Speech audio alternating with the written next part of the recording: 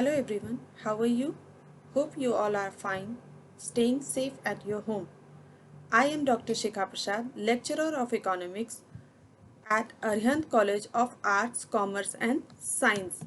Today I am going to explain you about the concept of economics, its determinants and its function. Now, coming to the topic, we start from the concept of demand. In ordinary language, demand means desire. Desire means an urge to have something. But in economics, demand means a desire which is backed by willingness and ability to pay.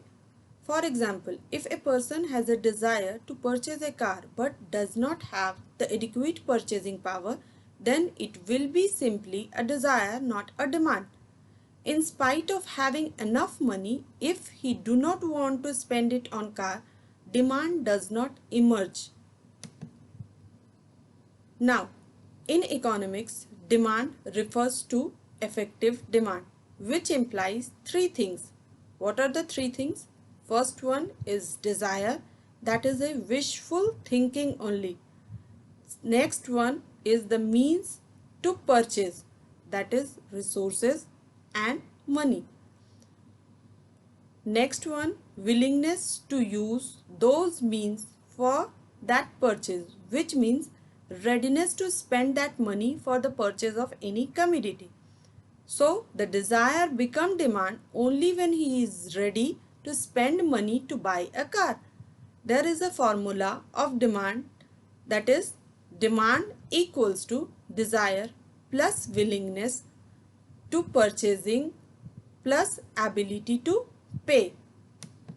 Now the demand function. Demand function is symbolically the functional relationship between demand and the price, which is expressed as demand for commodity X is a function of price of X, where D is the demand, X is the commodity, Px is the price of that commodity X, and F is a function. Now, demand functions are of two types: individual demand function and market demand function.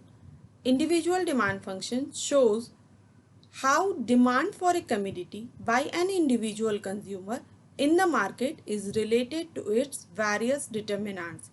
It is expressed as D, demand for commodity X is a function of price of commodity X, price of related goods, income of the consumer Y, taste and preferences of the consumer T, and expectation about the change in the price E.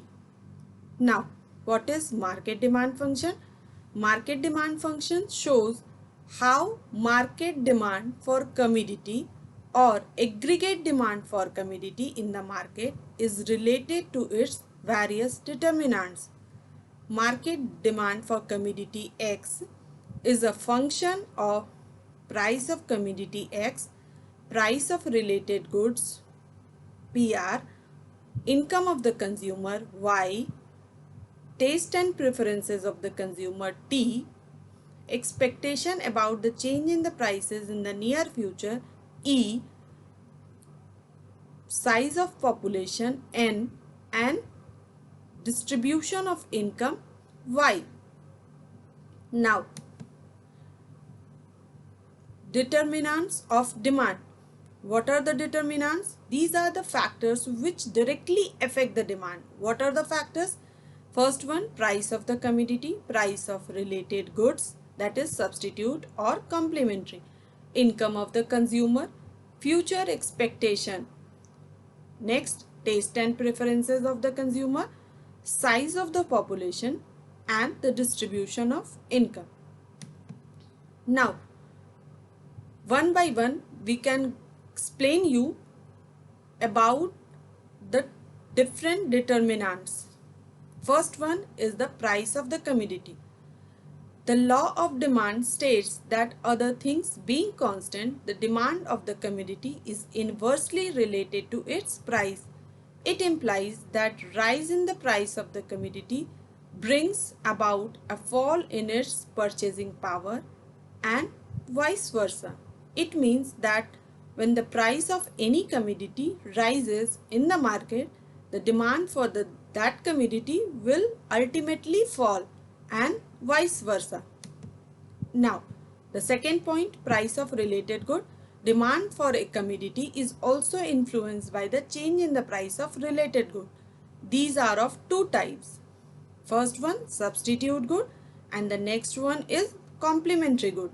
First, we explain you about the substitute goods. These are the goods which can be substituted for each other, such as tea and coffee, ball pen or ink pen, Coca-Cola and Pepsi. In case of such goods, increase in the price of one causes increase in the demand for other, and decrease in the price of one causes decrease in the demand for other. Next one, complementary goods. Complementary goods are those which complete the demand for each other.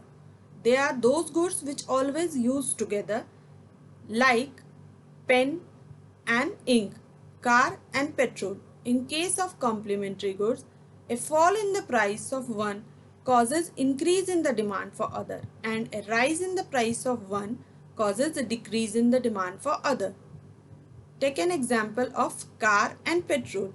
When there is a fall in the price of petrol, then the demand for car in the market will increase. Now, the third point, income of the consumer. The ability to buy a commodity depends upon the income of the consumer. When the income of the consumer increases, they buy more, and when the income falls, they buy less. So, the relation between income and demand is proportional. Expectation. If the consumer expects that price in future will rise, he will buy more quantity in the present at the existing price. Likewise, if he hopes that price in future will fall, he will buy less quantity in present or may even postpone his demand. Now, the next point is the taste and preferences. Taste and preferences include fashion, customs, etc. Taste and preferences are influenced by many factors like fashion, advertisement, change in climate, and new invention. For example, the taste of the consumers nowadays change from chapati to pizza. Next one, population size. Demand increases with the increase in population and decreases with the decrease in population. Composition of population also affect the demand. For example, female population increases. Demand for goods meant for women will go up. Next point, distribution of income.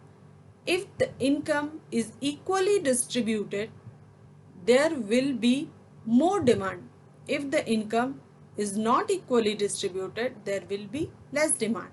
In case of unequal distribution, most will not have enough money to buy things. Thank you.